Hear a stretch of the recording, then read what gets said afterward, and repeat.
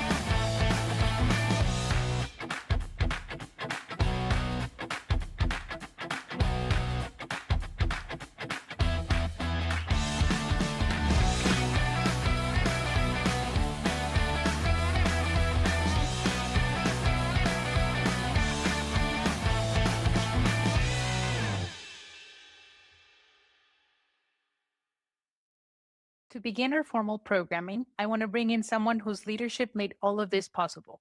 Mr. T. Rowe is the president and CEO of America's SBDC, and he is going to share a bit about the AIU story and what today means for our network.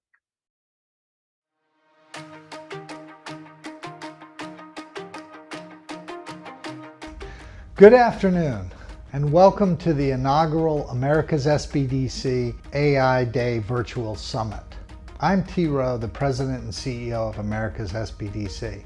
Thank you so much for joining us. First, I want to talk about the headlines around AI. You've probably heard about commencement speakers getting booed when they just mention AI. People are worried about job losses, opportunity losses, and who all of this benefits. Those are very real concerns. Well, let me give you some perspective from the SBDC point of view. In Louisiana, one of our clients, a vending machine operator, used AI to optimize the routes and expanded to 22 machines. In Houston, the SBDC helped a solo mental health practitioner use AI to improve marketing and operations. As a result, the team grew and revenues grew 25%. In New Hampshire, one of our SBDC clients developed an AI-based platform to help write business plans for lending opportunities. All of these are examples of how SBDCs and their clients have been working to use AI effectively. This is all part of a 2-year initiative to develop training for small businesses in partnership with Google.org. And to date, we've trained 447 advisors, and they've gone on to train another 1,000 advisors. As a result of this, we've helped over 8,000 small businesses use AI effectively and efficiently. Now, that's what today is going to be all about, listening to the perspectives of those entrepreneurs, our SBDC advisors, and industry insiders who are going to talk about how AI is changing and shaping the new marketplace. So with that, thank you all very much, and let's get started.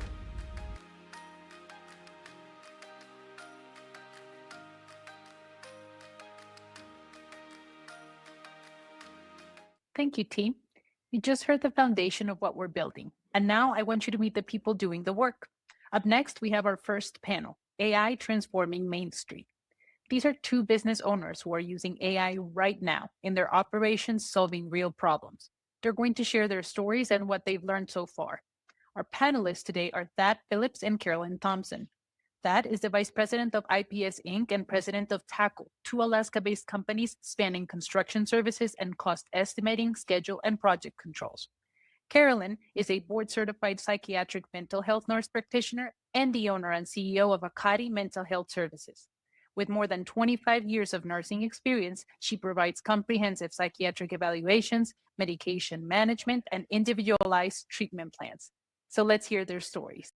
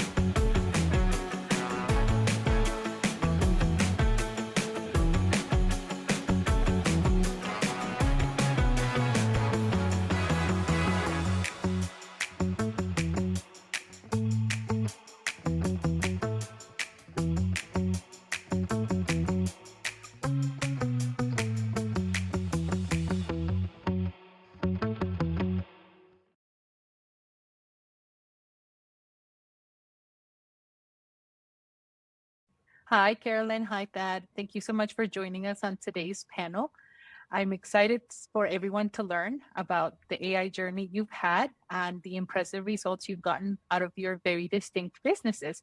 We were telling the audience a little bit earlier about what you do, but if you want to tell us in your few words, how would you describe the business that you run? Hi, and thank you so much for having me.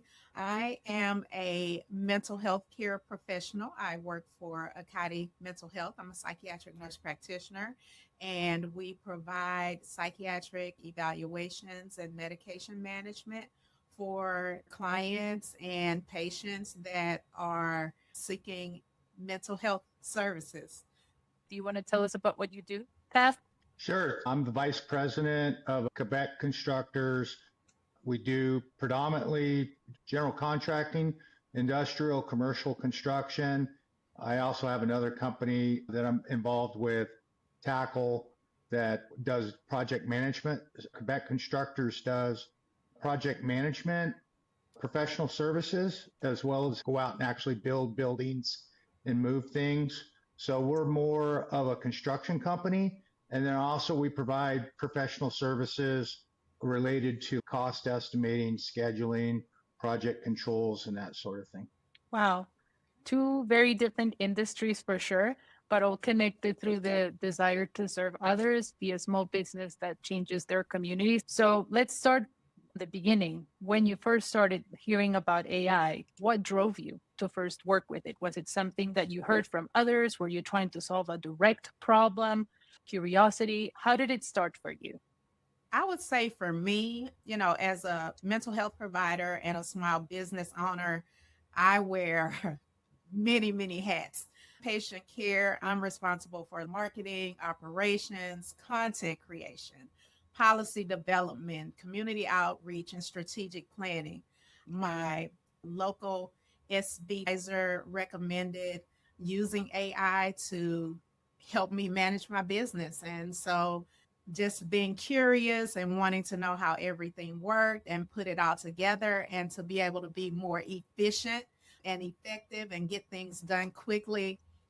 That's what made me decide to go ahead and see what AI was all about. Pretty cool. A combination of good guidance and curiosity, right? As most good Absolutely. discoveries are. That's awesome. Was it similar for you, Thad, or were you already knowledgeable perhaps because of your business with AI? Oh, it was similar to Carolyn. I had heard of AI and dabbled in it a little bit and kind of started out using ChatGPT. And then my first big introduction to it was through the Alaska Small Business Development Center. And they hosted a 2-day AI conference in February 2 or 3 years ago. And they brought in guest speakers and everybody talked about how they were using AI, and that really inspired me. There was a real opportunity to solve business problems and become more efficient as a business. So that was kind of the beginning of it. And then I just had a real thirst for understanding it. I was trying to get the same results or get to where the guest speakers were talking about, but it took taken a lot of learning. Oh, yeah, that's one thing about AI, right? The learning never stops, it's limitless. But I like the fact that both of you, even though in very different industries, were aiming the same thing, right? We're looking for efficiency, for business solutions, and you both had the support from your SBDCs to get through that. When would you say was that moment that it clicked for you when you thought, okay, this is actually going to be useful for my business? Yeah, during that conference, it started to click that the industry really didn't matter whether you were in healthcare or in marketing or in construction or whatever. What they're really solving were pieces of process of these repetitive type things and can solve things that were eating up my time in trying to respond to RFPs, documents, and that sort of thing. And you could feed a ton of information into the AI and it would ingest that and give you specific answers. So that was my first aha moment. How about for you, Carolyn? What was your aha moment?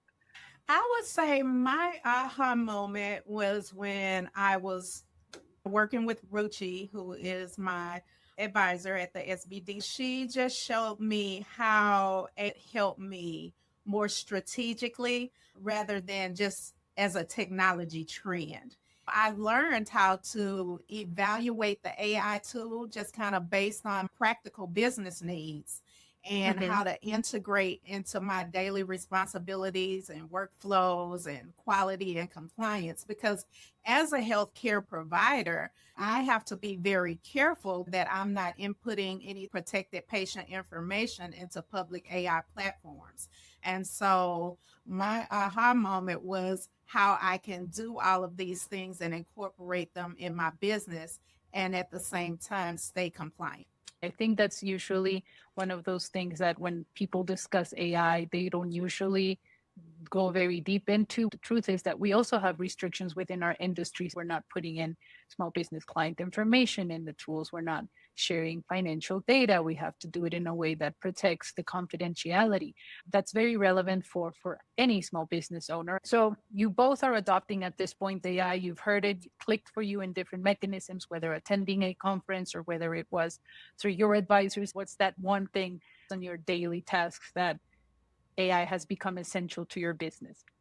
So AI's ability to code things. I work a lot in Excel, but I never really understood VBA macros. And right off the get-go, I was able to build VBA macros for algorithms and calculations. For instance, putting in all the cut lengths of material, and then it would run a calculation and give me the least amount of drops and optimize my material nesting so that I could reduce waste material from 15% down to 5 to 10%.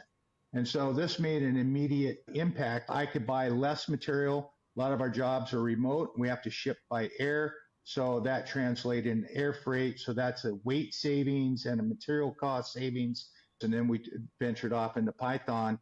AI does it very well. I just tell it what I want and it builds it and it gives me a system that'll work.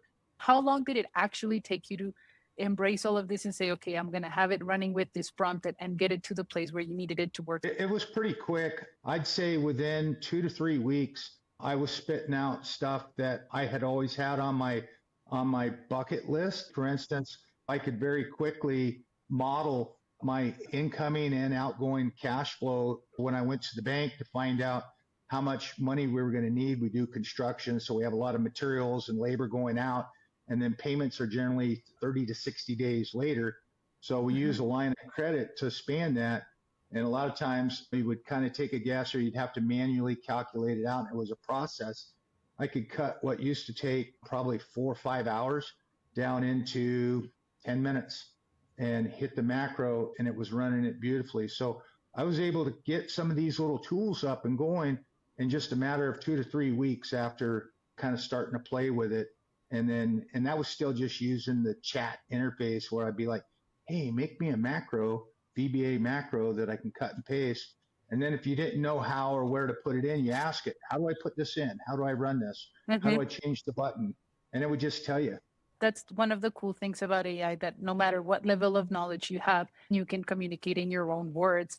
I mean, for me, there were quite a few. The note-taking tools for has significantly cut my documentation time down after having a visit. It allows me more time to be able to spend directly with the client, not writing while I'm talking to the patient. Once the visit is over, it kind of has everything broken down in sections for me to review and edit if I need to. And so it just cut my day, and I'm not taking work home evenings anymore. And yes, every patient prior to the visit, I inform them that I use an AI tool that records our visit, and I get their okay or their verbal authorization, as well as we have a signed document for each client. And at any time, they have the right to rescind their authorization. So that's what I get back from the patients, that they feel like they're really being heard and that I'm taking the time with them as opposed to documenting or writing during the visit. Yeah, that impacts on the quality of services they receive, for sure. That you were talking about, that competitive advantage that you have because you're using AI. How does that translate into the services that you provide? How do you feel that AI has helped you with that? One, we can do more than what we did before. Kind of like what Carolyn was saying, we can cut kind of mundane processing of stuff out and really focus and get people on doing what they need to move. It allows our team or our personnel, allows the human to actually focus on where their expertise is and not spend time in doing typing exercise. I just can get more done. I can get 3 times the amount done in a day, because for the small business right now, you can get Claude or ChatGPT. And so it really gives small businesses the advantage right now, because you can be a lot more flexible, nimble, and try things early. Whereas, some of the folks that I know, they're in the corporate entity, they're literally a year and a half behind me. And that's a long time in AI world on stuff that they're discussing. And, they were talking about prompting, and I'm like, oh, we're way past prompting. An advantage that most people don't stop to consider. Being a small business is hard, right? But when it comes to actually implementation is one of those things where small businesses can take the lead, exactly because of what you said. You have the ownership, you have the decision power to choose the right tools that work for you. Now, speaking of challenges, think about one thing where you said, I tried AI for that, but I still think we're not there yet with it. What's one thing that you can think of that say, I'd rather just do that myself? There's definitely a learning curve in understanding how to communicate, with AI to get meaningful, reliable output. So one of the struggles I ran into is a lot of times I'll have to read through a lot of documents and pull the scope out or understand an RFP. For instance, we just took on a project and we have 40 different procedures that had to be read through around welding, safety, quality control, and so having to read through those. And originally I was hopeful that I could just whip this stuff into ChatGPT and it could give me the answers, but it choked on them, and as over time, the context windows got bigger, but in many cases, I would wind up having high expectations about what it could do.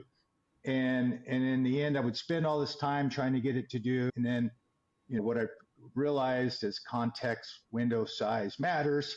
If you put too much in it, it will give you answers, but they will be incorrect. So now, and that's the cool thing about AI, is each week it progresses to where if something didn't work last week, if you try it again this week, maybe it'll work. And then what you understand about AI, your knowledge increases as well. So now I'm building vectorized databases and ingesting thousands of pages of document. Wow. I do think it's true what you're saying, that it evolves over time. So we get better at our prompting because we evolve with that language as well to know better questions to ask, but the system also improves to also read in between those. Early on, when I start using AI, sometimes I would receive information that sounded convincing, but it was inaccurate or incomplete. So that reinforced the importance of making sure that we're verifying the information and using AI as a support tool as opposed to a decision maker. You know, in healthcare, professional judgment, ethics, and human oversight is really essential, and it remains essential. That's very true. Does that resonate with you? I run into the same thing where I'm still finding it quite a bit where I'll have it go through and give it a lot of reference document, and then it'll produce something for me. And I go through and read it. And what I find in there is that it may have confused one technical piece from another technical piece and tried to splice them together somehow. And you're like, oh, no. It went way off the rails. And so what I find is you absolutely need to go through and read it. It will give you what it thinks you want to hear. And if it doesn't know, it will totally make stuff up. And it'll sound real good. You know, if you don't know anything about the topic, you go, wow, that was really cool. That's one of the challenges of learning to use the tool in a way that you feel confident that whatever you're asking, it's going to give you that information. Right now, because you're using it in different capacities, what's one thing that maybe could have saved you a little bit of extra time as you got familiar with these tools? It took me a while when I understand what prompt engineering was, right? And once I finally figured that out, and it's not that hard, I printed out the main key pieces, and I actually taped that to my wall for a while so that I could prompt it. Because we've had conversations about whether to choose a free tool or choose something that is specific for your business. Why would you say it's worth it?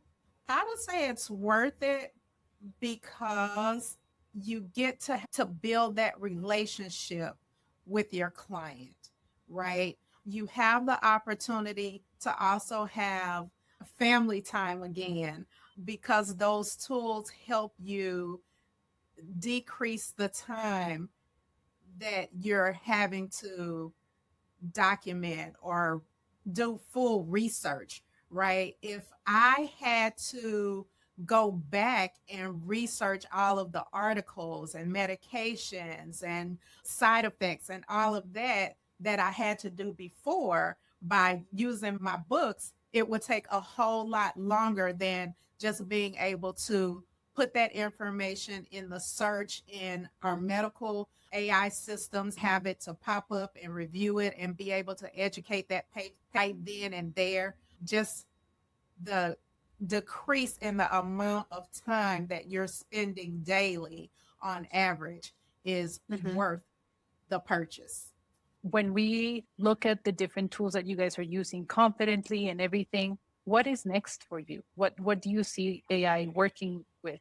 I think for me, yes, I plan to continue to use AI. I know I talked a lot about note-taking AI that I utilize for my patient visits, but I also use ChatG, and then we have a Doximity that I utilize. So there's so many that I use, and it helps not only for the patients, but when I am creating letters or I'm doing my content creation and scheduling and communication. So I'm definitely excited about and planning to continue to use AI for education and just improving operational and, more personalized resources for my patients and the students that actually come here to be precepted nurse practitioner students. So I just see just continuing to grow, and I see lots of opportunity to leverage AI to support the business. And I would tell any other mental health providers or healthcare providers that AI it's where it's at, it's where we're going. And if you want to see growth as well as, being able to provide high quality services and supplies to your clients, that AI is the best. Yeah, I wanted you to share about your success story. And so, yes, we received an American Express Small business grant. I utilize ChatGPT, and on the medical side, we have Doximity AI, which I mentioned earlier. And so, of course, you have to put in the prompts and you have to put in the information, and AI to build a proposal and submit it. And I was able to receive a grant for my business. Very cool before and after using AI. Speaking of Yes. proposals, I know that you built a lot of those and AI helps you put it together. Yeah, so a lot of times we'll get one of the things that I'm using AI for now, even before the proposal, is for it to scan. There's various sources to be able to understand when a company puts out an R or a request for proposal. So one of the first things that we have it do is go through and look for jobs that would fit what we do, right? And where we have history. So I'm not spending time looking at proposals or reading through stuff that's not really a good fit for us in the first place. And then we can focus on the stuff that fits our business best. And then after that, you can wind up with hundreds of pages in an art. And there's always the same key information that you want to dig out of there is there a site visit? When's the bid due? What's the response requirements? Who's it's to? There's a few key pieces that you want to dig out of that every time.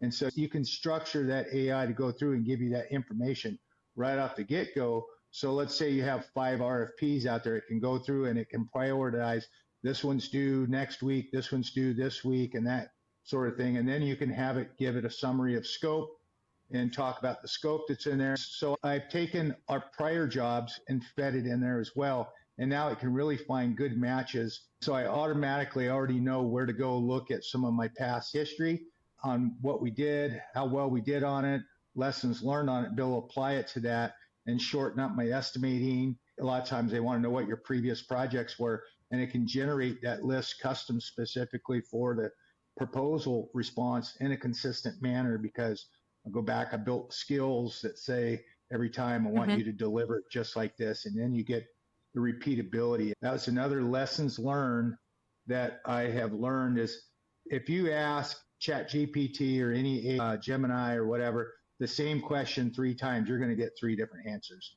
But if you want to improve getting the same answer every time, you need to structure how it responds and either build a skill or give it a prompt or give it some kind of context on how to respond to it. So we've built some of those tools where I can move through and I like what Carolyn was talking about, where I can go home and have a home life instead of staying up till 7, 8 o'clock trying to work on a proposal or working the weekends or that sort of thing. So I can get through the proposals during the week. I find that fascinating, keeping that balance of understanding that these tools are here to help us, but that doesn't take away from the fact that you still want to do your job. So if you had a new small business owner here that is sitting with you and telling you, do you think AI is for me?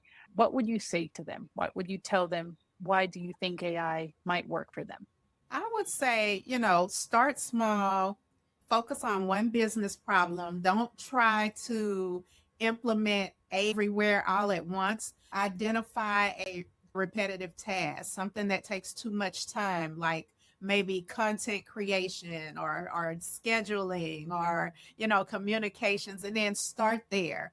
Because I feel like the goal is to save time and improve efficiency, not to make something more complex. So start small, focus on one problem, perfect that, and then move on to the next thing. I'm in agreement with Carolyn. Start small, pick something, and then what gives you the biggest pain point. And then also recognize that at first, you may not save any time with AI because you're going to be tinkering with it or learning with it.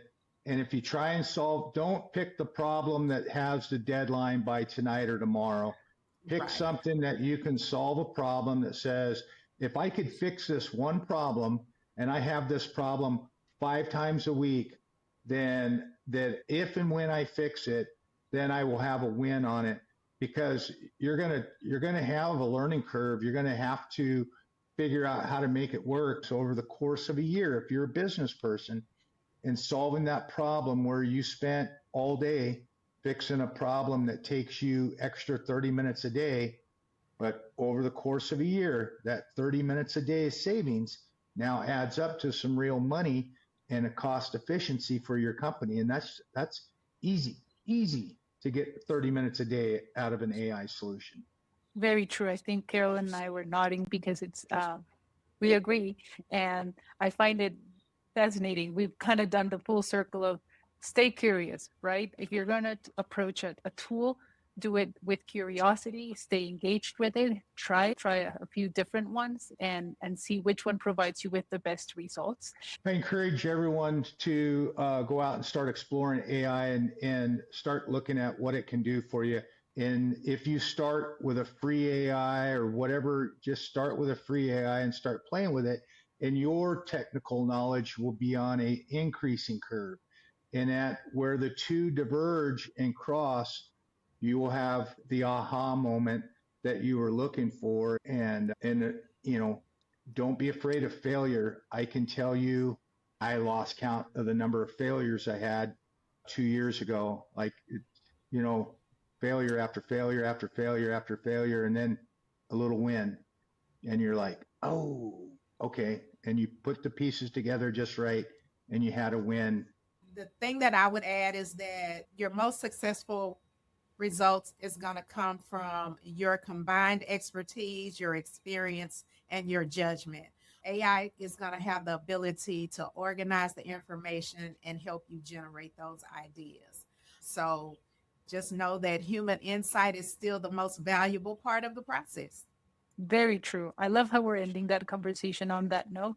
AI is going to enhance the quality and the ideas of small business owners, improve them, but without them, there's no point in having them.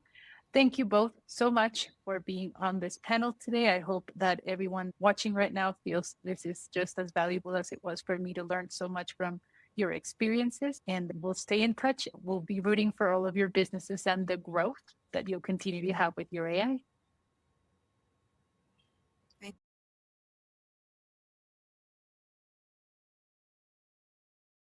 Thanks to Carolyn and Thad. We are grateful for them sharing their AI journey, and we hope they continue to succeed with their businesses. Now, we've heard from the business owners using AI. It's time we hear from someone who's thinking about this at scale, someone who's working with enterprises and Fortune 500 companies to transform how they use AI, and someone who's making that knowledge accessible to hundreds of thousands of people every single day. Justin Feinberg is the CEO and founder of Cassidy. He serves as an AI consultant and speaker, advising organizations from startups to Fortune 500 companies, including Microsoft and Amazon, on leveraging AI technologies. He also shares insights on how enterprises are using AI in practice to accelerate work, reduce busy work, and achieve real business results with a growing community of over 400,000 AI enthusiasts across TikTok and Instagram.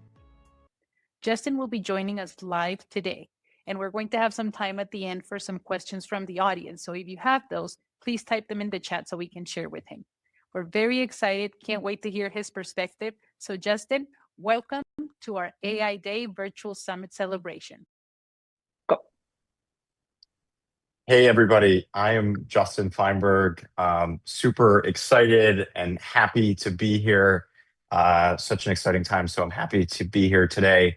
I'm the co-founder and CEO of Cassidy, and just a little background about me before we dive in. So Cassidy, we are a platform that helps business build AI automations around the way that they actually work without requiring the technical know-how to build really powerful things with AI. We started the company specifically for small businesses and the people that we build for, because we started with a simple belief that the people who understand the work should be the ones to improve the work, right? The business owner, the salesperson, the operation leader, the customer service employee who understands a process should not need to become an engineer before they can automate that work. And so today I'm going to talk a little bit about making the case on why I believe small businesses have a real advantage over larger companies actually in the age of AI. And obviously, large companies have more money. They got more employees. They've got bigger technology teams. But small businesses possess something that AI that makes it them increasingly valuable. Small businesses are closer to the customer. They're much more closer to the work, and they're closer to the problems that actually need to be solved. And so, while the underlying AI technology is becoming available to everybody, a large company and a 10-person company can use many of the same models, but the real difference is no longer simply about who has access to AI. The difference is who understands where to really apply it and who can learn from it from the fastest. So, my basically belief here is that AI really rewards proximity to problems and the speed of learning. And so that is really where small businesses can outperform much larger companies. So, before kind of explaining that advantage a little bit more deep, I think I want to start with the mistake that I see most companies making when they are really thinking about AI. Right? I think right now we're in this phase where a lot of small businesses, people, they start with the tool. They ask when I have conversations with people with small businesses, it's like, should I use ChatGPT? Should I be using Claude? Should I use Gemini? Should I use N8N? Whatever product they heard most recently. And I think the market really right now encourages this way of thinking, right? Every week there's a new tool, a new feature, a new model, right? A new claim that this particular tool is the one that they need to adopt. And I think what we run into is really what I think of as just tool tourism, right? A company is trying out a bunch of different platforms, seeing impressive demos, and they really just never get any value from AI, right? They ultimately are just jumping around from tool to tool without seeing any impact. And the thing that I urge businesses to do is to think about, instead of asking the question, what AI tool should we buy? Small businesses need to be looking really at a normal week and asking, where are customers waiting for us? What work does the team repeatedly complain about? Which questions are being answered over and over again? What are the opportunities that are falling through the cracks? And so I really think it's important when you come to this to adopting AI, it's really start with friction, in your business, not with the question, what AI tool do I buy? And I believe in this so strongly because this is exactly what I learned before starting Cassidy, our company, right? And the AI market looked very, very different than the way that it looks today. So before starting Cassidy, I had early access to GPT-3. So this was even prior to ChatGPT coming out, right? There was no AI was not this mainstream thing that everybody is talking about. It was much more niche then.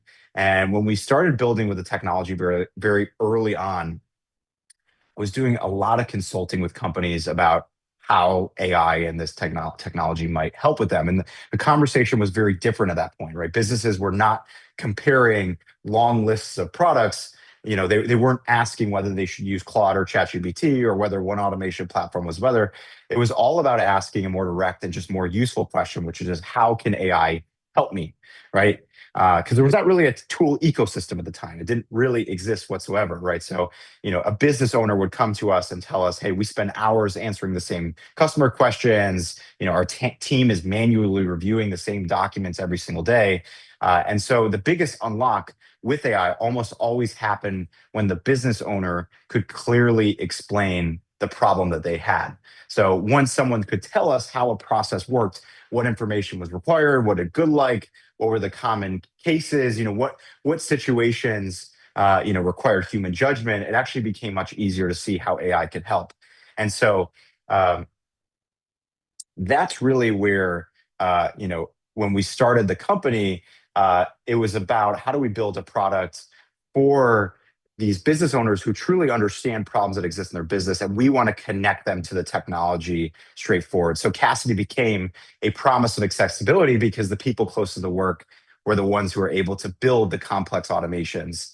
and really shape how AI does the work. And so that's what I look at, like why we even started the company was because people could clearly articulate the problem they had, and we simply wanted to build it so that they could ultimately build the solution. So I think, after spending really the last 3 years building Cassidy and watching all these companies implement AI, it's that small businesses are often better positioned to do this than they realize, right? Because they're the ones who can clearly see a problem and fix it right away. And so the thing that I kind of see most present, and why I think small businesses have such an advantage here, is that the biggest problem that large companies have with AI is not necessarily the access to this technology. It really is it's the distance, right? There's often a large distance between the customer experiencing a problem, the employee doing the work, the executive deciding what should change, the technology team building that solution, who's the person who's authorized to approve it. And so even though an employee at a big company who's closest to the customer may know exactly what's broken, they still have to move through managers and department and procurement and legal and security to use AI to make that change. And so really, as that problem kind of moves through that chain, context gets lost. What began as like a very specific customer problem, really becomes this just broad corporate AI initiative, AI strategy, and nothing ever really gets changed, right? And so small businesses are in a unique place because there is far less distance between that problem that they discover and the person who can actually make the change. So fundamentally, the fact that small businesses are closer to the work versus large companies gives them a major advantage when it comes to AI. You know why a process exists. You know which parts are essential and which parts are only there because that's how the company has always done it. And so when you have that knowledge, it's exactly what is needed to really build an effective AI system to automate much more complex work. I think the other sort of advantage with small businesses that they have, and that people are uniquely in a position, is that they can actually test and learn much faster. I think the thing about AI is that it is never perfect the first time you set something up, right? I mean, everybody had that moment when they started using ChatGPT, when they started using ChatGPT when it just came out.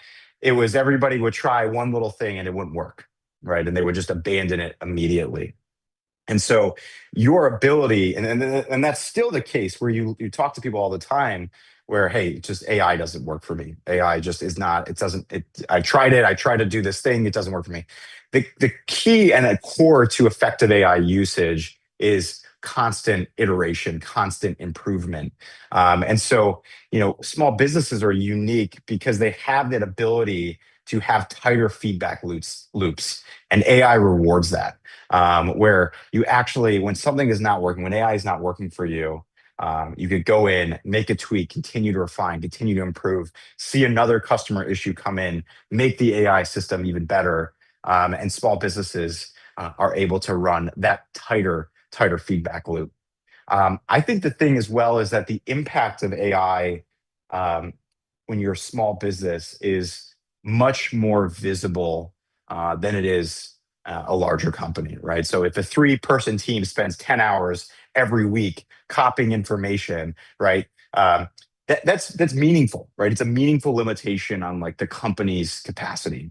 And so if AI can give that team 10 hours back, the effect is immediately visible, right? If a customer response time falls from 2 days to 10 minutes, right, you can really feel that, right?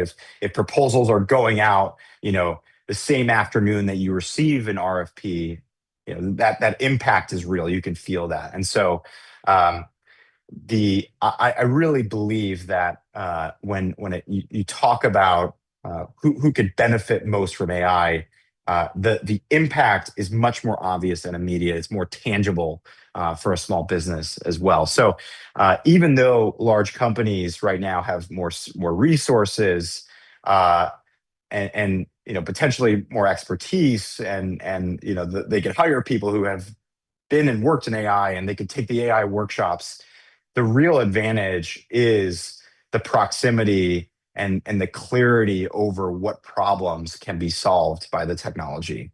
I really think that the business that is closest to the problem can often build the best solution to that problem.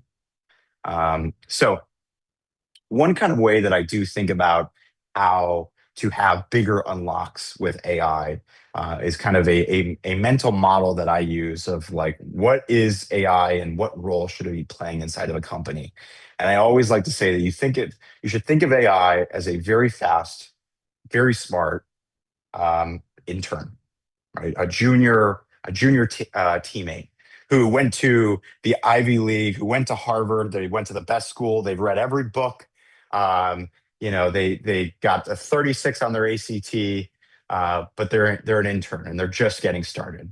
And the reason is that because this really smart, capable junior teammate has the ability to do, can read anything, can summarize, can classify information, can extract, is really good at Excel, can go through the nitty gritty of filling out an Excel sheet. Hey, you need to put together a website. They could put together a website. And I think that most companies test AI in a way that they would never really train an employee, right? People with AI, they make the mistake of they give it a vague instruction. They don't really provide it any company documents. They don't show it examples of what is good. And they really come to AI and they expect perfect judgment and perfect results immediately. But in the same way that, like, okay, you've got a great intern out of Harvard, Stanford, and they come to your business and you don't give them any context about the business and you expect them to do these tasks. It doesn't matter that they're so smart and that they, were a straight A student.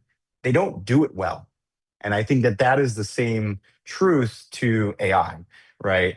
It's like you hire a new employee, you give that person no training or context, and you say handle customer service, right? No one would expect that employee to perform perfectly, right? So now the goal really is that it's not to turn AI into like the person who's going to make every important decision in the same way that you wouldn't rely on a Stanford intern to do that. But the goal is to let AI prepare more of the work so that people can spend more time on the judgment and the relationships and the situations that genuinely require your experience, your unique understanding of the business that you're in, and where you operate best. And so I really like to use that analogy of thinking of AI as that straight A Stanford student who you give them the right context. There's no limit to what they could take on,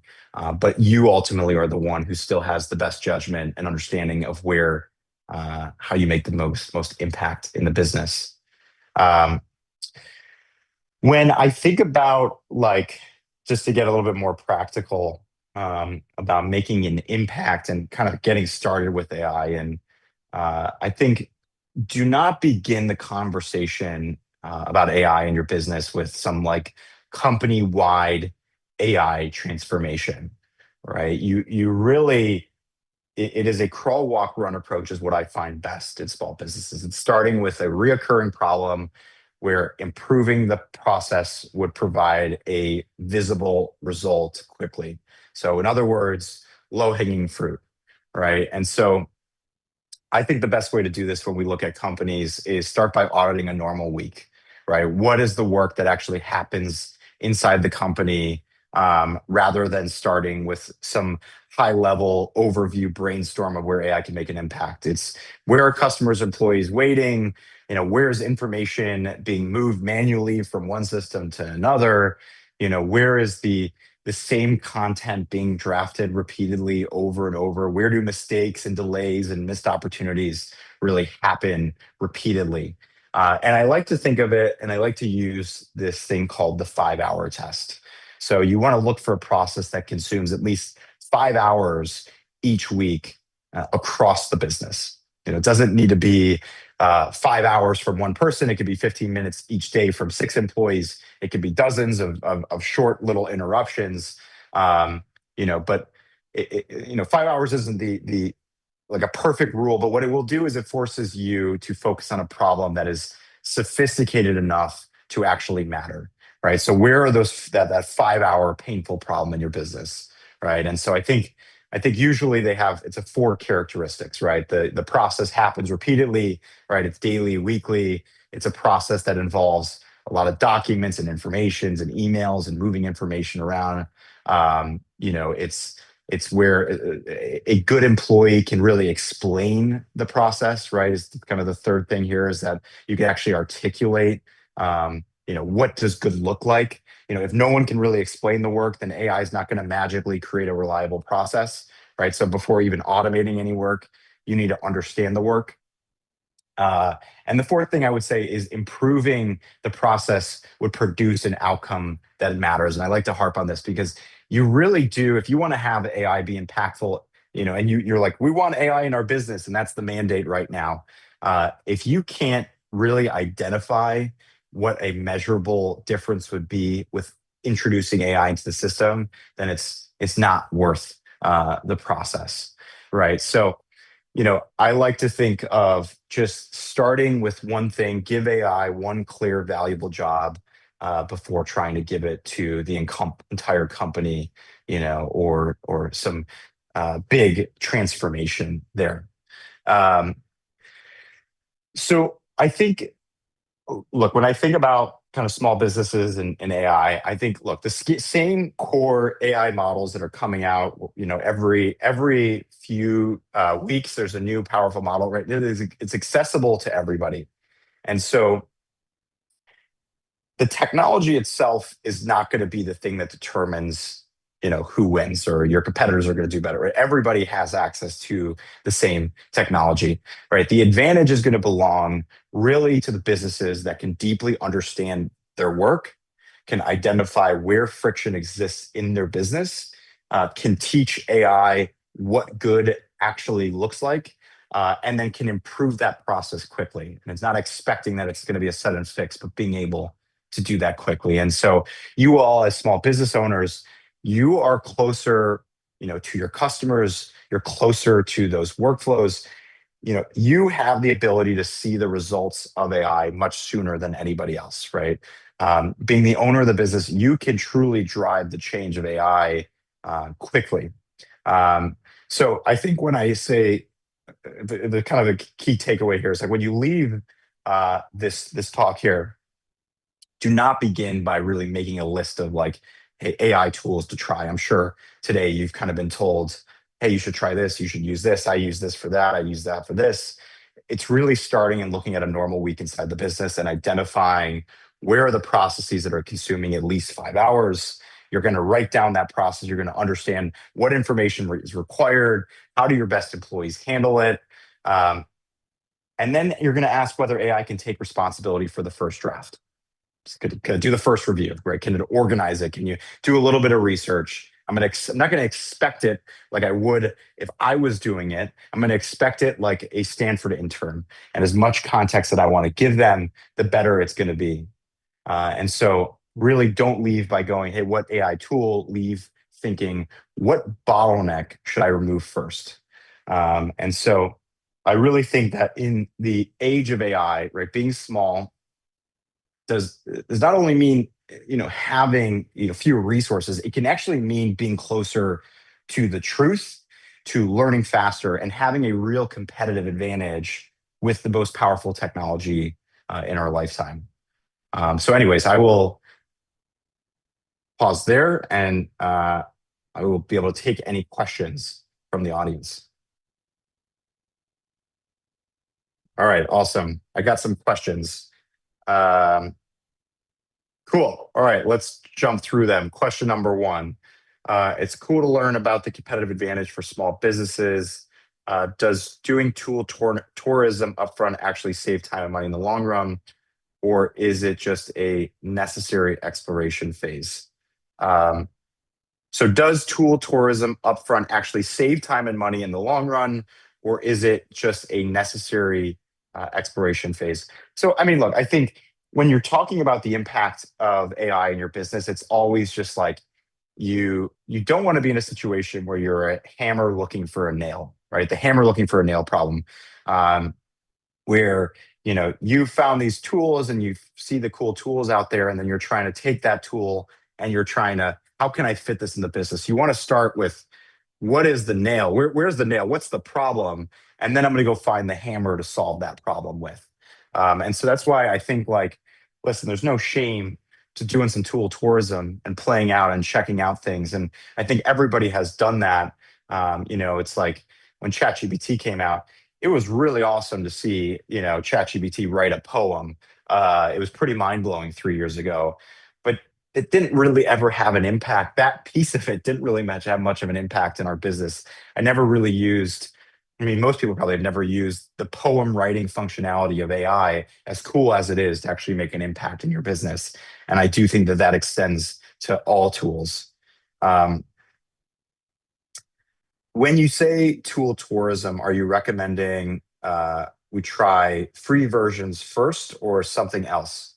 Well, when I say tool tourism, I'm saying, if you're, yeah, I mean, if you're going to do it, try free tools out. But once again, start with the problem and then look for the tool that solves that particular problem. On Cassidy, what surprised you the most about how small business owners actually use your platform? Yeah, so I think if you guys are interested in, you have identified a problem in your business and you're looking to solve it, right? And for a lot of businesses, that might be something like, hey, we respond to a lot of proposals, or customer support, we handle the same tickets over and over again, or we're manually moving documents from one place to another. At the end of the day, we built Cassidy to try to be this malleable tool that I can solve my particular problems with. And so it's kind of how I started. Cassidy was more helping business identify the problems. And then I wanted to build, how did I make it easy for them to have the solution, to build the solution on a platform where they didn't have to be technical to solve that particular problem.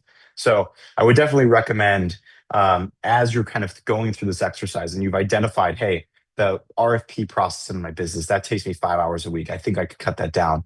That's where something going to like Cassidy could be very impactful, right? We have a free version online. Try to automate that RFP process end to end with something like Cassidy.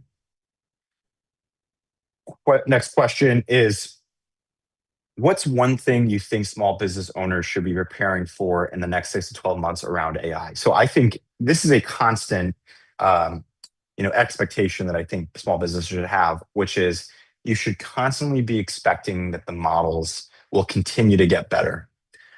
So knowing that when sometimes you'll run into a situation where AI is not good, and maybe there truly is a limit and the model isn't good enough to do something today. If you wait 12 months, even 6 months, new AI models are coming out that unlocks more capabilities always. So never drop a use case because you feel like AI can't do it. Understand the use case, see where the limitation of AI, but then wait and be patient for 12 months because a new model will come around that unlocks more and more use cases and opportunities. If you even rewind back to 3 years ago when ChatGPT came out, it is amazing. It's astonishing how much progress has been made with the models that are what they're capable of today versus what they were capable of then. They look nothing alike, and I imagine that same difference will be visible between the models today and the middle models we'll have 3 years from now. If you could give a piece of advice to small business owner watching who's nervous about AI, what would it be? I think the feeling of anxiety and nerves, when you really feel it in your body, is very similar to excitement. And I think that you kind of have to embrace that.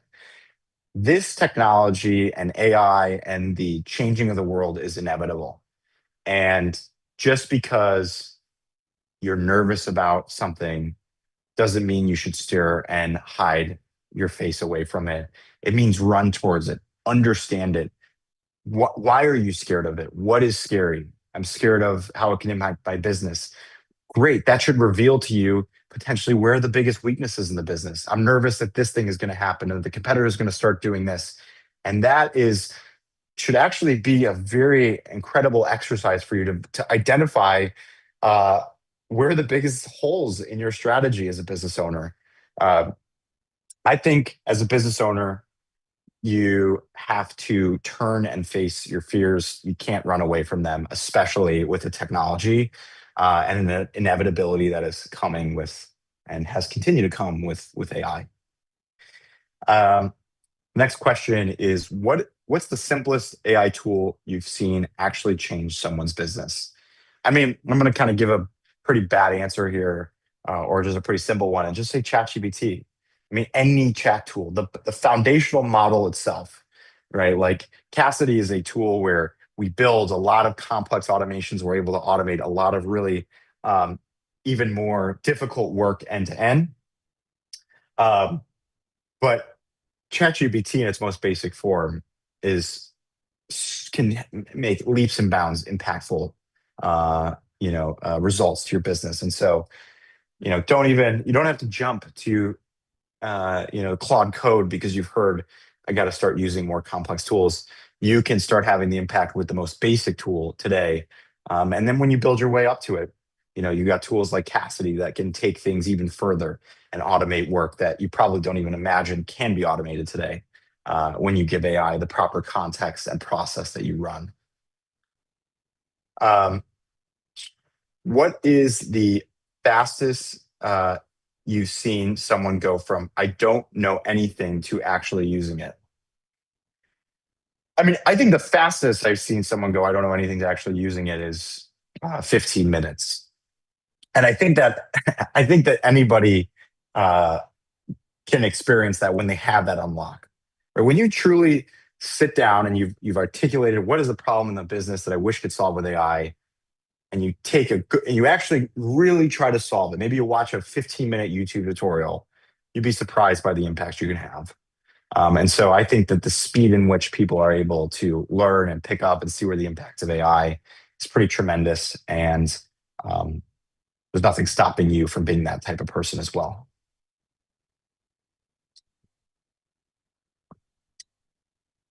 All right, next question. Do you think that businesses will invest into using a closed RAG model architecture as a proprietary model versus using specific products from OpenAI or Gemini to protect IP or other information? I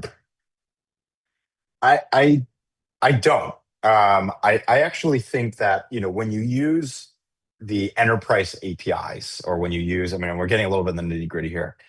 As long as you're not using the free version, and as long as the models are not training on your data, that's the most important thing you should ask any AI tool, anything you're using is this going to train new models on my data? You don't really have a risk that the proprietary information is going to be pulled away or used get out there, right? So as long as you're using secure enterprise APIs, I actually believe it's totally okay to be using Claude and OpenAI. Now, the benefit of the open source models obviously is you could do a lot more. You can host them in your own environment. They're cheaper to run. There are other benefits. But I think from the perspective as a small business owner thinking about protecting their IP, as long as you're using a secure enterprise environment with these models, where you have the right terms and conditions in place, and most notably no model training, you're safe to use those models. Awesome. Thank you, Justin. Those were the questions that we had today. I have one last one. Could you give us an example, the process, and what is the best way to identify which AI tool is the right one for your business? Yeah, so say that one more time. What is the best way to identify which AI tool is the right one for your business? Yeah, I think it's a great question. I think the more specific you can get around the problem you're solving, when you go to research, what tool to use best, you'll get a better answer. And to answer your question more directly, what is the best way to do that tactically? Ask AI. Go pull up ChatGPT, say, here's the problem in my business, and write out really deep here's all these problems I want to solve. Here's everything. Here's the true problem. What is the best tool? Do this. And you should be able to get a very specific, probably a high quality result just from AI itself. And maybe we'll mention Cassidy in there. And if so, great. We're excited to see you. Awesome. This is the last question. What kind of small business should not be investing in AI automation yet, and what should they focus on first? Yeah, I think a business who should not be focused on AI is a business who is not looking to be around in 10 years. No, I mean, I'm being facetious, but I really think that I think that everybody, this is such a powerful technology. It's applicable in so many ways, and in your business, but in your personal life, and how you can, it's just so many ways that I really don't think that there's anybody out there who shouldn't start to think about it. Now, should someone go out and everybody should go AIify everything in their business and try to automate every component they can? Of course not. But everybody should learn, and everybody should be thinking about, what does AI mean for my business, and how do I get ahead of that? Wonderful.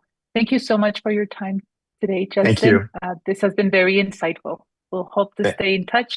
On behalf of America's SBDC, we're very grateful for your time today. Send me a connection on LinkedIn if anyone wants to ever chat further. Thanks so much. Thank you.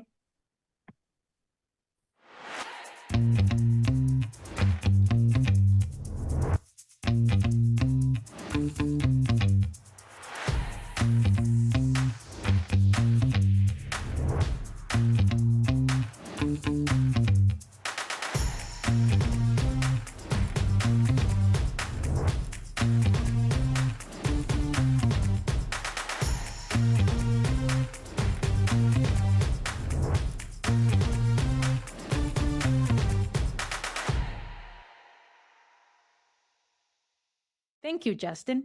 As we continue to think about the value of AI in everything we're doing, let's never forget, this is only as good as the experts that work the tools and have the experience to help us navigate the answers AI is giving us. That's what the next panel will talk about. 3 outstanding SBDC staff discussing the SBDC advising job in the AI era, and why our advisors enhance the AI tools, not the other way around.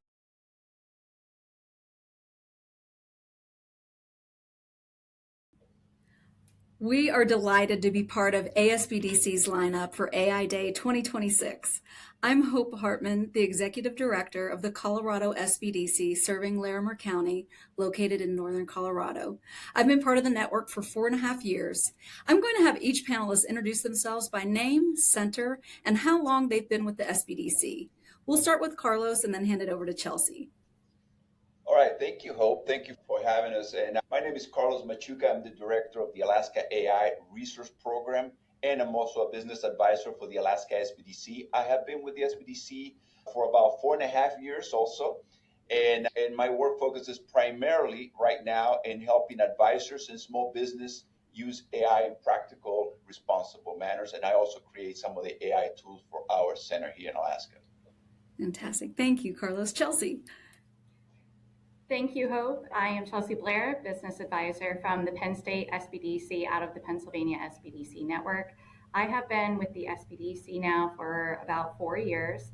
I work as a general business advisor as well as one of the AI specialists within our network. Fantastic. I'm so delighted we could all be here together and representing across the country. We really want to set the stage for this discussion. So I will serve as the moderator, but I'm also going to have my hat on as a panelist alongside Carlos and Chelsea. And we want to frame this around the value the SBDC advisors bring to the table, where AI is helpful. We want to share real practical client stories. And I've grouped some of our questions into categories. But I'm going to kick this off. Carlos, I'm going to start with you.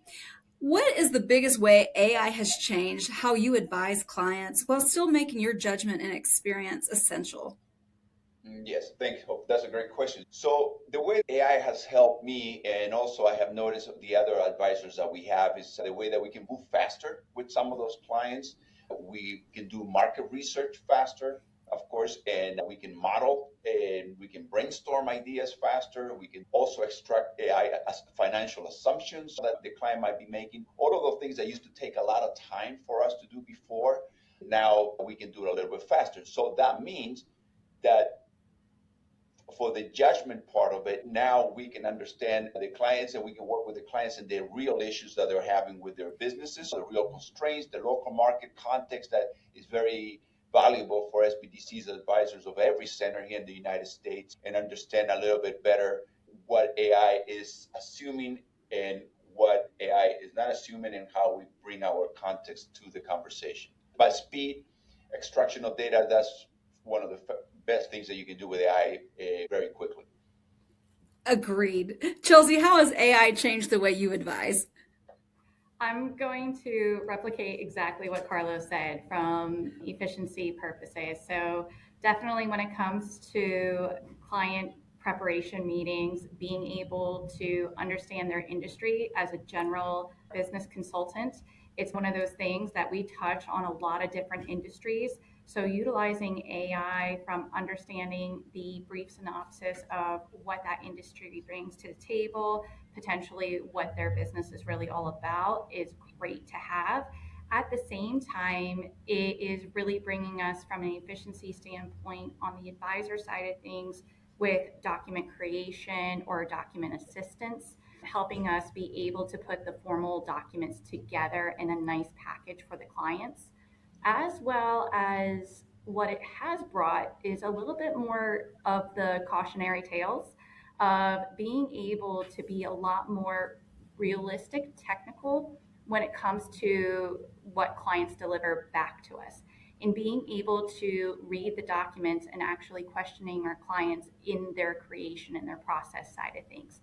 So although it has brought a lot of efficiency and purposes to the way that we are in behind the scenes, it also has helped me change my mindset to be a little bit more careful in reviewing and being more realistic in the process of document creation from the client side of things to us. No, I appreciate what both of you said, and I would echo common sentiments. Even just yesterday, I was talking with one of our bookkeeping specialists, and she indicated how she knows books. She can help people, whether they're getting started or clean things up, but that it's really hard knowing all these different industries for the people that we serve. And that's something that she's really looking forward to using it more for industry insights. I'm hearing common sentiments with market research, feeling a little more informed walking in, especially those brand new clients. We serve so many different types of businesses. And then when you were talking about the documentation, what I'm really noticing too is just having a lot more consistency with the final product, so to speak, whether it's tools coming from our center. I love that application though too, with helping the clients with their own documentation. There are so many things we can talk about. We're going to keep moving along. And Chelsea, this time I'm going to start with you. And so when a new client comes to you, what's your rule of thumb for deciding when AI belongs in the conversation and when it doesn't? Believe it or not, I start right off the bat in the first initial meeting with them in what is their level of comfortability with AI. And if they are very comfortable with AI, have already started to utilize it on the daily, they want to utilize it in the business, I jump right into going from an educational level to training levels and that kind of stuff. If they are not quite comfortable, they're not quite there yet, they are leery of AI, I won't push it to the max with them or anything. What I will do though is I will talk to them along the way on how I am incorporating AI in my process with them, as well as planting some seeds along the way of, hey, in your industry, you can actually use AI for this way, or you can use AI for that way. So it really is about the level of comfortability that they are willing to take on. I talked to advisors yesterday at my center. I was talking to someone about how do we know which of our clients are using AI if we are not actively asking them? And it was almost one of those eureka moments. Perhaps every session we should be asking, are you using AI? nothing heavy-handed, just curiosity, right? And Carlos, I feel like you know this too. It's very hard for us to gauge if we're helping people or we're improving, move the dial, if we're not even figuring out our own baseline of where they're at. And I think I've even changed my perspective on this, because maybe 6 months ago, if there was a client that was overwhelmed, especially if they express overwhelm with technology, and I used to work in the software industry and I get excited about new technology, and that's why I'm so obsessed with AI, but I might have been a little more prone to keep that in my back pocket, maybe later bring it up. And if they're overwhelmed, even present it as, this could lighten your load. Actually, this tool could help lighten the load for you, right? But I think it's okay to open it up early. So Chelsea, I appreciate that. And Carlos, I don't know if you want to add anything on. Well, yeah, no, all great points, and that's exactly what we do here. And one of the things that I have put it into my advising workflow to ask them if they're using AI or if they're aware of how AI can help their business. One of the things, when I see somebody who is very new with AI, first of all, I explain the capabilities of AI, the things that they can do with artificial intelligence using the context of their business. The other thing that I talk to them a little bit about the risk, because everybody will ask you, I'm afraid of AI or whatever, but I will explain to them, there's can be risk on AI only if you do this and that, but besides that, it's going to be very safe. And again, one of the things that I do is in their context of their business, I say, okay, let's talk about one process that you do. Let's say for marketing or for this or for that. Let me show you, or let me explain how you can use AI to make that a little bit easier. Once you give that context demo, which I call it, then they're like, oh, really? I can do that with AI. I go, yes, and it can save you a lot of time. So those little things like that, especially for the new people using AI, is gold for them. Yes, those mini demos are so powerful. So I don't think I mentioned this earlier, I serve as a trainer at our center, and I really appreciate those moments where people are like, oh, it's right. That just happened in seconds. So Carlos, tell us about a time when AI gave you a good starting point, but your expertise or your local knowledge turned it into something that actually worked even better for the client. Oh yeah, that's a good question. Yeah, market research is a big one. You get a good starting point, you start researching a business for a client. You mentioned earlier, we work with so many industries. Every client comes to us with a different industry. It's almost impossible for us to know every single one of those industries. So AI used in market research to understand a little bit of that specific industry, if you're not very aware of it, it gives a great starting point. Okay, I understand this is the flow, this is the processes, et cetera, et cetera.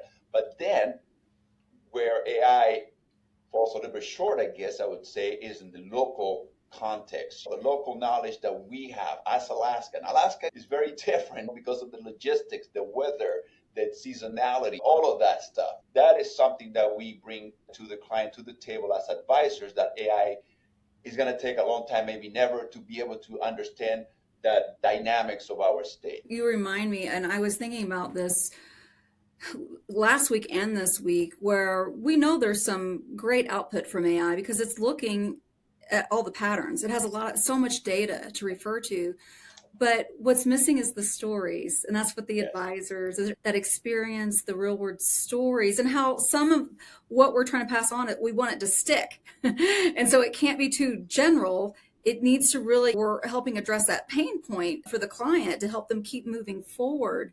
So speaking about the advantages of being an advisor, Chelsea, I was wondering, what do you say to a client who thinks AI means that they no longer need an advisor? I think that you actually had a very specific example occur recently.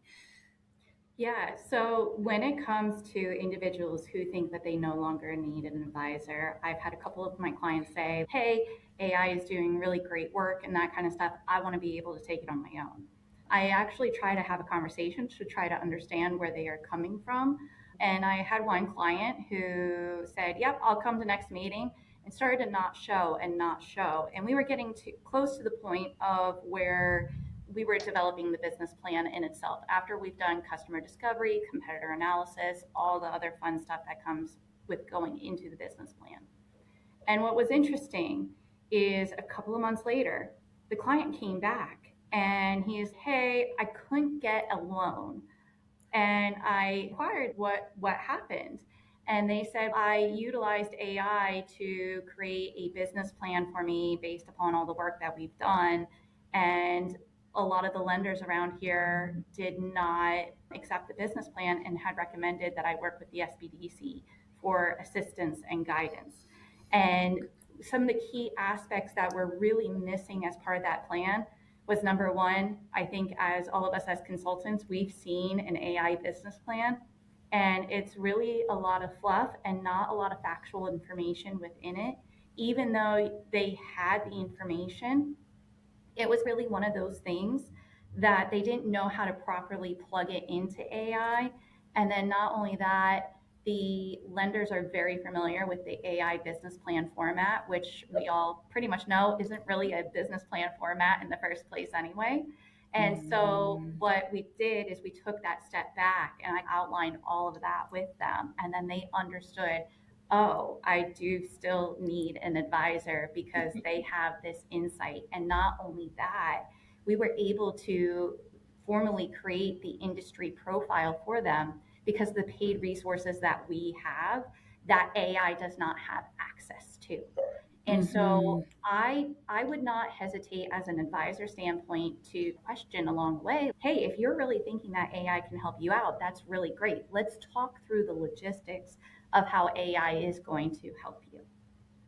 Yeah, when you bring up the business plan, so we saw this pattern. I think this happened about 6 months ago. I was getting increasing feedback from about 30 advisors here just at my center alone in Northern Colorado. And suddenly clients were asking advisors to review their business plans, clearly had been AI generated, and they were 100 pages plus. And so proud that and I was like, oh my goodness, no. And they were very repetitive too. A lot of the same information. And that scenario you just pointed to, it's so obvious if somebody does go into a bank or even sits down with the advisor and you say, okay, so tell me a little bit more about the market and the client you're trying to reach. Do you have a primary market? Any kind of detail. If they've done the research, which you think they would want to know, they can answer the questions. If AI did it, they lack that insight. They're cutting themselves short. So anyways, I could go on and on. Carlos, did you have anything you wanted to add to that? Well, yeah, like you guys mentioned, the assumptions that artificial intelligence that's the key. If you tell the client, can you map the assumptions that were made in your business plan, those things that AI assumes a specific area, those are the things that will kill a loan anytime. Because the lenders know the data of the state or the city or whatever. Now, we just like Chelsea said, we use amazing resources to back artificial intelligence, our IBIS World Report, Vertical IQ. We also use Profit Sense. All of those resources that we have, that we use in conjunction with artificial intelligence, are pretty much to get rid of some of those assumptions, because guess what? The lenders in my city are using the same resources that we're using. They're using IBIS World, they're using Profit Sense.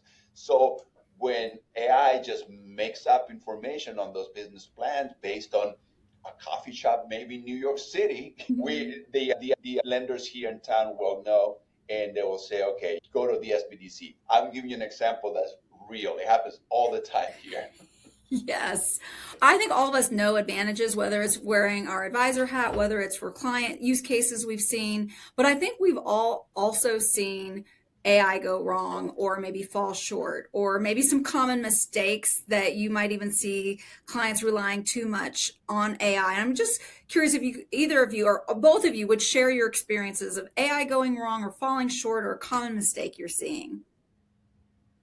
Yeah, I can start if you want Sure. to. It's a combination of the user using the output coming from artificial intelligence as a validation, as the final output. I always tell my clients, I always tell my advisors, every output that comes out of AI is a draft, okay?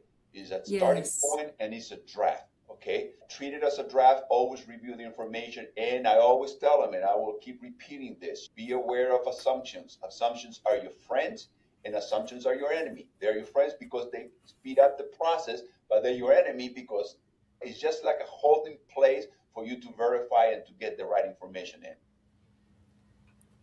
Yes. Chelsea, what about you?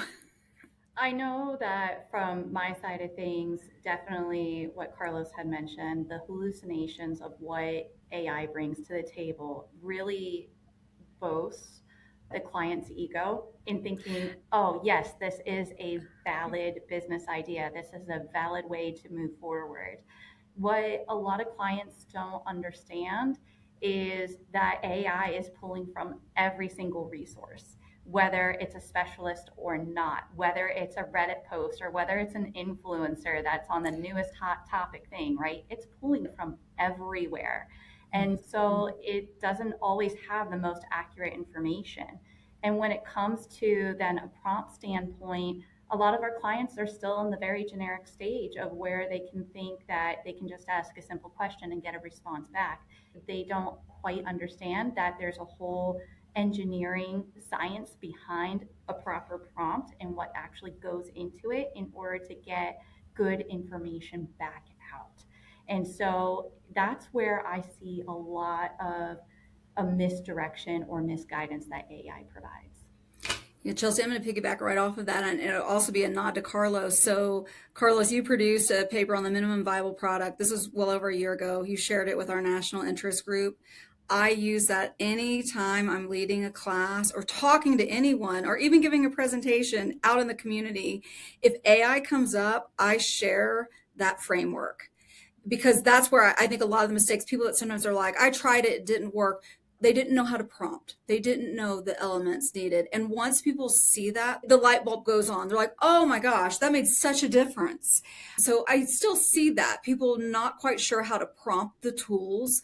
But I think some of the other things that pop up, the technology is advancing so rapidly. And visuals, the companies that weren't designed to do the visual assets, they are now improving their visual output way better than even 6 months ago. But there are still little oddities. And I think it's always interesting if people are using AI internally with their business or externally. And what does that mean about their brand or the message or the impressions? AI used to have a lot of trouble with human hands. It had trouble, at least, if you ask it for an image, let's say, of people talking, and you think we're making eye contact. But if you look at the details, sometimes eyes are looking here, eyes are looking here. It's in those little tiny details that, again, they're improving, but where are you using maybe that image? I have seen firsthand AI create a word that's actually not in the dictionary. And I save these examples and I show people, I'm like, it's not perfect, please review it. Just a few little things that I've seen along the way. But we're going to move along though, and we're going to talk a little bit about the impact that we're seeing with the clients. And I'm curious about, in your experience, where AI saves the most time for small business owners, maybe where it creates risk if people rely on it too heavily, or if you have a very specific client example that you want to share, please. I know that a lot of my clients, when they are eager to learn or they are wanting to learn, and they come to me with a business idea and they have been in their industry for several years and they know the ins and outs of their industry, but they have this vision, but they don't know how to put it on paper. One thing that I actually work with them through is a brain dump exercise where literally I have them list everything that is running through their brain, the pros, the cons, their knowledge, where they want to expand upon, who they think their market is, who they know their competitors are, like just their baseline knowledge of everything. And what ends up happening is I'll take a full initial session or secondary session with them of where we sit down with the AI and we actually go through what could this business look like for them. And it makes it more of a reality for them to realize, oh, this is actually a business. I feel like I was just spinning my wheels, but there's actually a business here. And so it helps lay that foundation and kind of give individuals their confidence in realizing that, yes, this is truly a business idea. Now let's test it out and move forward. So it's really great on getting a lot of their thoughts out of their head and onto quote unquote paper. Mm-hmm. Yeah. Thank you, Chelsea. What about you, Carlos? And yes, everything that Chelsea said, and primarily from my experience, because I do train clients also in the use of AI a lot, drafting, researching, organizing, brainstorming, summarizing, creating marketing content is a big one. Preparing standard operating procedures, something that every client hates and it's many times and sometimes it's required for loans. If you want to duplicate your business someplace else, you want to expand, standard operating procedures were a big pain point for a lot of clients. Now is something that AI can do very easily, and I can work with my clients to get it finalized. Analyzing customer feedback, that was also a big one that now AI is using them a lot. And one my favorite, turning messy ideas into structure. I mean, all of this stuff coming, just like Chelsea was saying, and putting it all together into what I would consider a business model that now is starting to make sense. Now, of course, the risk always comes when you don't verify this stuff. You can put a business idea together and you don't verify, say, okay, AI said it is good. I believe that you need to verify everything that is put into paper, especially has to do with anything with compliance, legal compliance, taxes, financial projections, low readiness, etc., market demand. Market demand is also a big one that you need to verify some of the resources that we provide to our clients, like I mentioned before, before reporting all of that, because that will give you the real numbers, and then not just like Chelsea originally said, bringing stuff from who knows somebody's basement somewhere that AI is searching for. So that's my take on that one.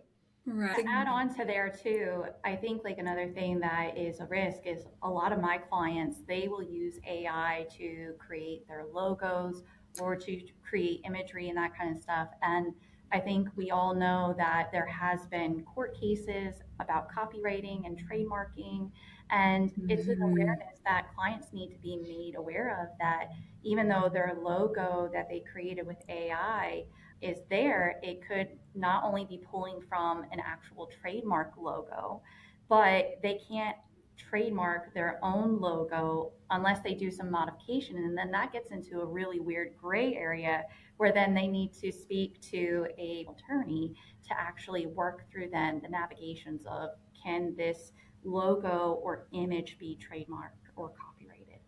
Yes, I'm hearing trust but verify and gray areas. I think that's the thing we all need to remember. There's still a lot of gray areas, always keeping that human in the loop. You all reminded me of a couple of things, and one is that there was a client case that just bubbled up, and it's a local hotel owner, and I remember asking him about his use of AI and even his team. And he said, it's interesting. He said, one of my team members told me she uses it every day and she does more administrative stuff at the hotel. And he was surprised to learn that.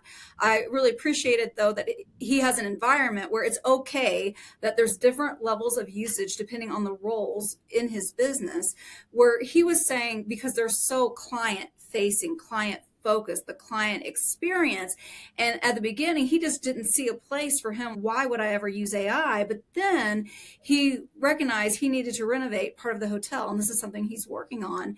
And he said, I actually plugged in, what could some of the rooms, what could the design of the rooms be?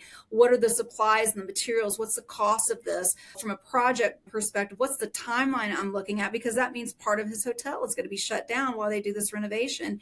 And he was really impressed. It wasn't perfect, but it saved him a lot of time. It gave him a lot of insight, gave him some different ideas that he hadn't thought of.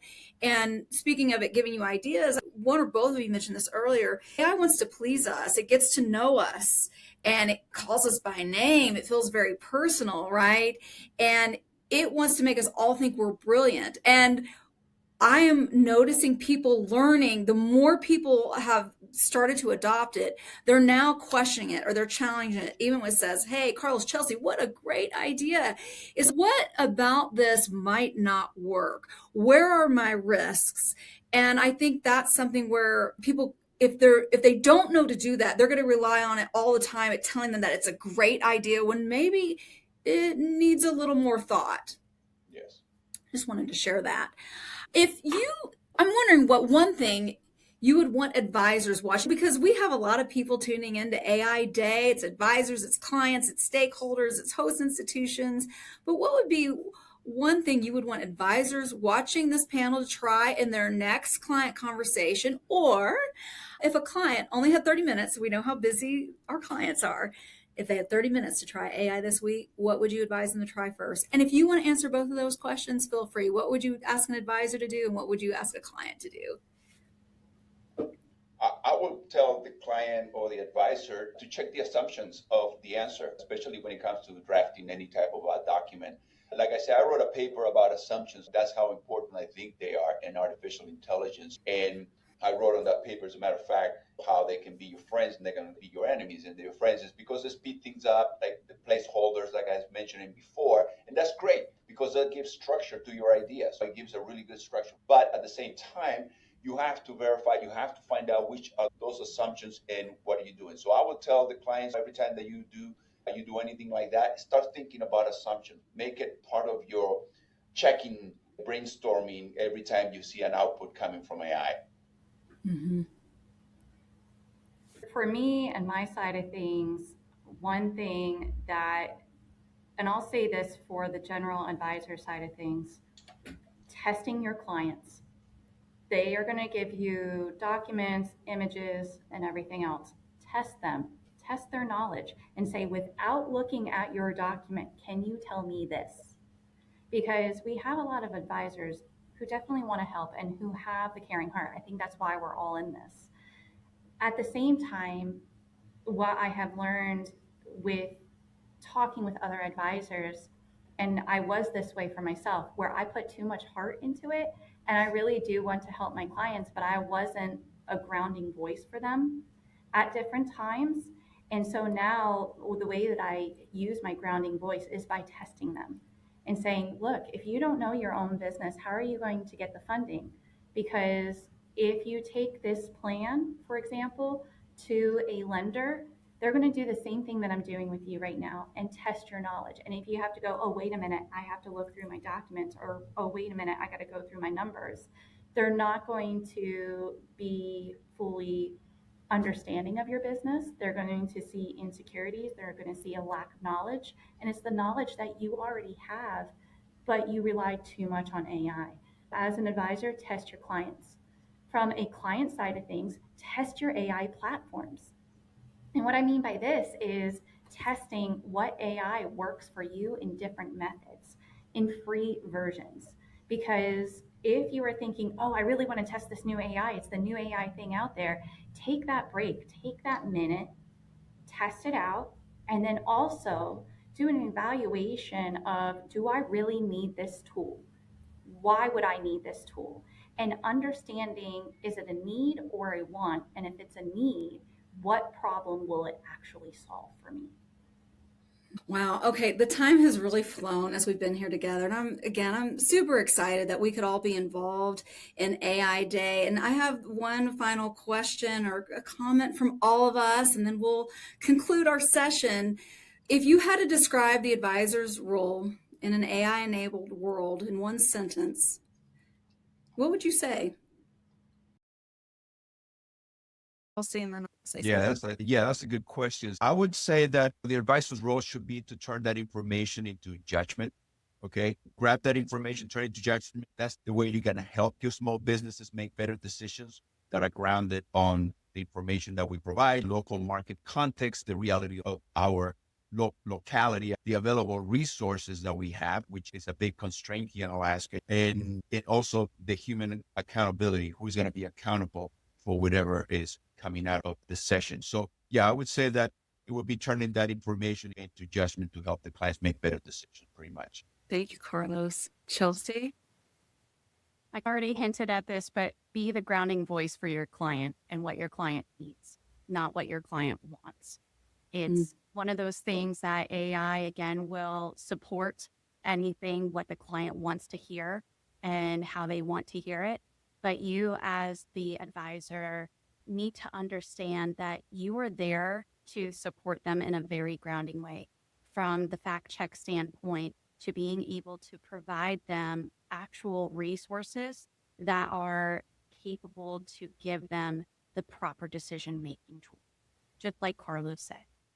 I think we're all going to echo each other to an extent. And I think the more intelligent the technology becomes, the more valuable our humanity becomes. So AI literacy will probably become the expected skill, but the human literacy is going to become your competitive advantage, I think, for all of us. Yeah. So important. And so I think one thing I've heard consistently today is that AI, it can accelerate good work, sure, but it doesn't replace human judgment, relationships, strategic planning, local expertise, And the technology, it is changing quickly, but the value of trusted advisors, it's not disappearing. It's becoming even more important. And I want to thank you both for helping us explore what the future looks like. Thank you for being here. Super excited to continue this journey with you. Thank you. Yes. Thank you.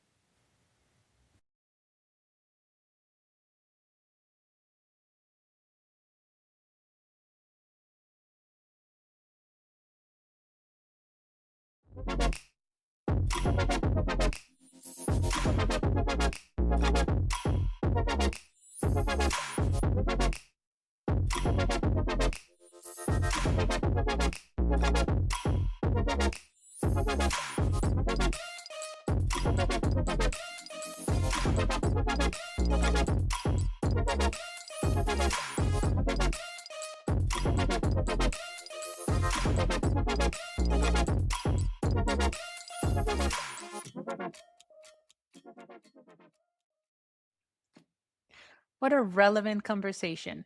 Thank you, Hope, Chelsea, and Carlos. If anyone wants to connect with them and learn more about their work, please reach out to your SBDC. These and so many more are the people who can help you navigate AI. Now, as many of you know, the work America's SBDC has done could not be possible without the support of Google.org. They have been a partner from day one, believing in our mission to bring AI skills and resources to small businesses across the country. So, to help us close out today, I want to bring in someone who embodies that partnership. Lucy Pinto leads skilling initiatives for small to medium-sized businesses at Google. She oversees the Grow with Google Coaches program, and in her 10-plus years at Google, she's worked at the intersection of technology and economic opportunity. She scaled the Grow with Google program across the country, resulting in more than 360,000 small business owners trained in digital skills. Lucy, we're very grateful that you are here with us today, and we're grateful for your partnership. Welcome, and thank you for closing us out.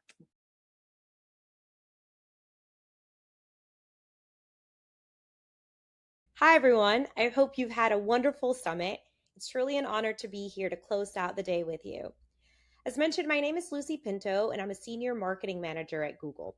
I lead small business skilling programs and partnerships under our Grow with Google initiative, and I'm really excited to share a little bit about our partnership with America's SBDC and really close out the day with some new stuff that's happening in the AI space. But first, I want to start by extending a huge thank you to the America's SBDC for having me. At Grow with Google, our mission is simple: to help ensure the opportunities created by technology are available to everyone. But we know we can't do that alone. We rely on deeply rooted, trusted networks to bridge the gap between technology and the communities that need it the most. And that is exactly why we're incredibly proud of our partnership with America's SBDC. Now, we're gathered here today for AI Day, and I just want to take a moment to really acknowledge the significance of this timing. For the last couple of years, I know conversations around AI have felt very futuristic. I know that for many, it's felt like it's something completely in the abstract. But as we sit here today in 2026, we are witnessing a massive shift. And I know many of you are witnessing that in the local work that you do. AI adoption for small businesses isn't really just something that is talked about out large. It's happening in real time with hands-on support from many of you on main streets across all of the United States. And in fact, a report from the Connected Commerce Council shows that 82% of small business leaders who use AI tools in their businesses say that they've already seen positive outcomes. The businesses that are embracing these tools are finding hours back in their day, reaching new customers, and scaling in ways that simply weren't possible a few years ago. And the reason this adoption is happening so successfully is because of people in this call. It's because of people like you. This network is living proof that when you pair cutting-edge technology with dedicated local expertise, small businesses thrive. And today is truly a moment worth celebrating. When Google.org and America's SBDC first came together to map out our collaboration in this age of AI, we had a very clear shared vision. We wanted to put high-quality AI resources directly into the hands of small businesses. And we knew that just putting tools on a website wasn't really enough. True impact requires a trusted guide and a trusted ecosystem. And that's where you come in. What this team has built together with the launch of AI University is nothing short of remarkable. Without really getting bogged down into the data, just look at the reality of what has been achieved. We have a certified network of advisors across the country, students and mentors working hand in hand, and thousands of SMBs leveraging AI to grow their enterprises. Kudos to you all for making that happen. I want to also give you a quick insight into what this looks like from our side at Google. We build powerful tools, but the tools are only as good as the people who teach others how to use them. For Google, having a partner like the SBDC is invaluable. Your reach is unparalleled, but more importantly, the trust. It's the trust that you have built within your communities, the deeply rooted advisor to client relationships that is truly the secret sauce. And that is why this partnership works so well. You all really are the trusted translators of innovation. Now let's talk a little bit more about the tangible resources that we have right now to help you continue this momentum. The first resource that I want to highlight from the Google side of the house is the Google AI Professional Certificate. This is a self-paced course built entirely by Google's AI experts, designed to be deeply practical, hands-on, and job-focused. The course teaches business owners how to use AI responsibly and effectively to automate routine tasks, analyze data to make better business decisions, and supercharge their productivity. If you haven't yet introduced your clients to the certificate, please direct them to grow.google/smallbusiness. It is a game changer for small businesses looking to upscale their skills without breaking the bank. And the good news is that the certificate is not just available for small business owners. Businesses in the US can request up to 500 licenses at no cost for their employees as well. So if you're working with a small business owner and they have a team of 5, 10, or 20, but they might not have an L&D department, they can tap into the certificate to upskill their teams at no cost. While asynchronous learning is incredible, we also recognize that there is magic that happens when people get together in a room. And that is why Grow with Google has been hitting the road. We've been touring nationally, hosting our Make AI Work for You in-person workshops in partnership with local SBDCs and chambers. And I'm thrilled to say that as we move through 2026, we have even more stops coming, hopefully to a city near you. As an aside, I also want to point out that if you work with or run a 501c nonprofit organization, you can actually request an official Grow with Google workshop to come to your community. You can do this easily through the Grow with Google Partner Program if you want to bring these resources directly to our backyard, and we'll share the link to that at the end so that you don't lose track of it and you can keep it back pocket if you want to collaborate with us. Now, behind all of these programs are our Grow with Google coaches. They are local marketing and business experts embedded in communities across the country. Our coaches provide live training and personalized sessions. They often support our tour workshops as well and our partner workshop requests. They're an extension of our team, but also they're an extension of the support system that you provide and are ready to collaborate with your local SBDC offices. Now, as we look ahead, I don't just want to give you a laundry list of the learning resources that we have. I also want to highlight a few product updates that you might not be knowledgeable of just yet because we recently announced them. So the big updates that I want to provide are related to Gemini.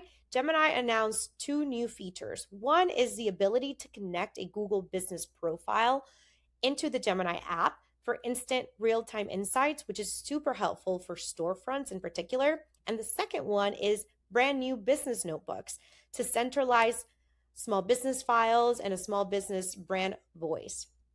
Together, these features give small businesses a dedicated AI assistant that knows their business inside and out, making it easier than ever to build strategy, tackle marketing tasks, and optimize their business profile for better discovery on Google. There is so much more happening behind the scenes that I am not quite yet allowed to pull the curtain back on, but the wait won't be long. I would absolutely love to go deeper on some of these upcoming product features and initiatives with you in person. So consider this your formal invitation. If you're heading to Atlanta for the America's SBDC annual training event, our team will be on site, so please come find us. Our team will be there with more to share, training on site, and we'd love to also hear from you on how these tools are working for you and your clients. So please come find us. To wrap things up, I want to bring our focus back to this partnership. Again, at Google, we build the products, but you are the ones to turn that technology into a livelihood for a family-owned business, storefronts, agencies, and more. The advisors, directors, and partners in this network are exactly who we built these resources for. You are the bridge. You take the power of AI and turn it into a tool that helps a local business stay open, hire more people, and support the community. And we want to stay connected with you. Whether it's collaborating on local events, hearing your success stories, or seeing you at the annual training event, please connect with us. At this time, I want to share some of the resources that I talked a little bit about earlier. Some of the things I mentioned include the Google AI Professional Certificate. And if you want more on that and more resources that Grow with Google provides, please go to grow.google/smallbusiness. For direct partnership opportunities and local workshop requests and questions, please email gwgpartners@google.com and visit our partner program landing page. And then if you'd like to reach out to me directly and stay connected, my email address is pintol@google.com. We hope these resources and insights help. We want to thank you all so much for your dedication, your passion, and your partnership, and we hope to see you soon.